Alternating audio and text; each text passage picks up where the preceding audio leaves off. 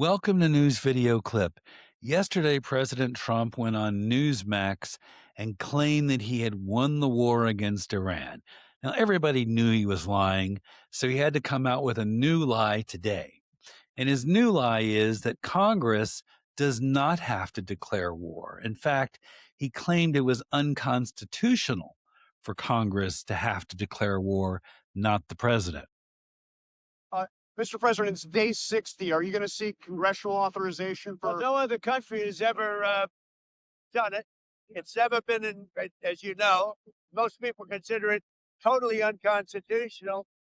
Now, actually, most people don't consider it totally unconstitutional for Congress to have the power to declare war. In fact, we know this because it's literally written in the U.S. Constitution, Article 1, Section 8, Clause 11. It says the Congress shall have the power to declare war, grant letters of marque and reprisal, and make rules concerning captures on land and water. It's literally there in the fucking Constitution, you fucking liar. So I'm sure that's not going to change the minds of these brainless Trump supporters. They'll make some ridiculous excuse for his lie, but it's right there. We got him on video saying it, and he lied like hell. Alrighty, let's move on to Trump supporter Russell Brand. Now, good old Russell has been accused of committing multiple rapes and sexual abuse. He goes on trial in the UK later this fall. But right now, the Walton Republican Women Federated, it's some sort of a Republican women's group in Florida, has invited him to speak at their May 6th meeting. And their post says Russell will speak about his journey to becoming a follower of Christ and his new book, How to Become a Christian in 7 Days. There's no mention that Russell's going to talk about the multiple sexual crimes he's been accused of and will be going on trial for. So people are actually going to pay to see this lunatic speak about his spiritual journey. Wow. Talk about grifting. That's some pretty thick bullshit. Alrighty. We do have some bad news coming out of the Fifth Circuit Court in New Orleans.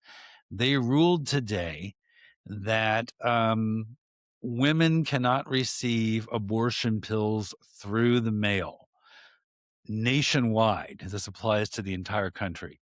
So let's take a look at this report by MS now.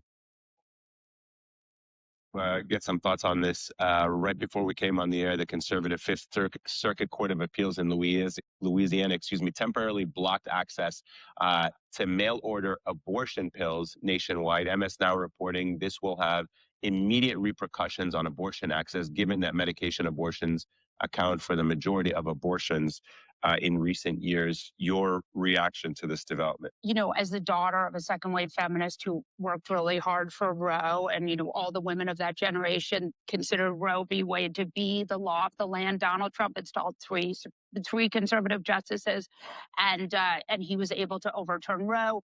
You know, there was a lot of talk of whether he would go after the abortion pills, which have been the reason why we haven't seen as many illegal abortions, because these pills are safe and effective.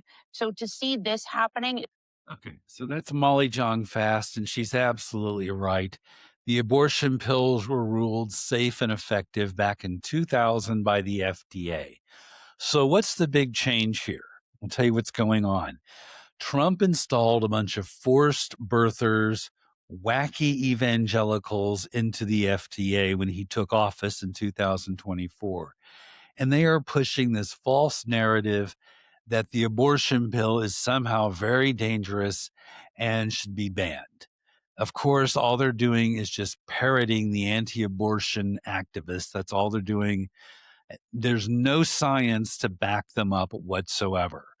And now the Fifth Circuit Court of Appeals has jumped on this rule, on this false nonsense, this junk science, to ban the mailing of abortion pills nationwide. And this is really going to screw over women who live in red states where abortion is already banned or it's severely limited. So now they can't get abortion pills through the mail. This likely is going to be appealed to the U.S. Supreme Court, but that could be a problem because, as we all know, Trump installed 3 of the stooges on the Supreme Court. There's 3 more conservatives on the Supreme Court at 6 against 3 normal judges who follow the law. So women could indeed lose their right to have an abortion with these pills through the mail if the conservatives get what they want. That is really scary. All right.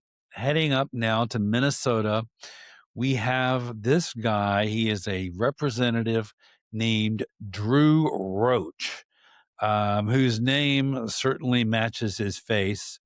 Anyways, Drew was the sole vote against a bill that would ban AI child porn software. This is software that literally creates AI child porn. And Drew Roach actually was the sole vote against this bill. It passed 132 to 1.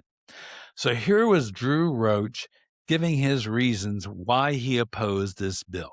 Here we go. What we're going to do here is we're going to attack the software, a manufacturer, and instead shifting our focus on that instead of the perpetrators of these crimes. If we want to prevent this from happening in the future, we should go after those perpetrators. Well, no shit, Sherlock, but the perpetrators are actually using this type of software to commit the crime. So ban the software.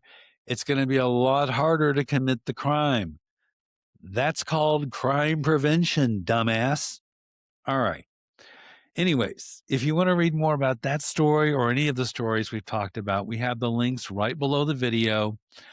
Unlike the right-wing podcasters who never back up their claims, I'm talking about Joe Rogan and Benny Johnson and Tim Pool and Jimmy Dore. All those liars never back up their claims with links to the stories. We do. That's what makes us different. Alrighty, please like and subscribe, or you can hate, just subscribe. And we'll talk to you later with new stories later.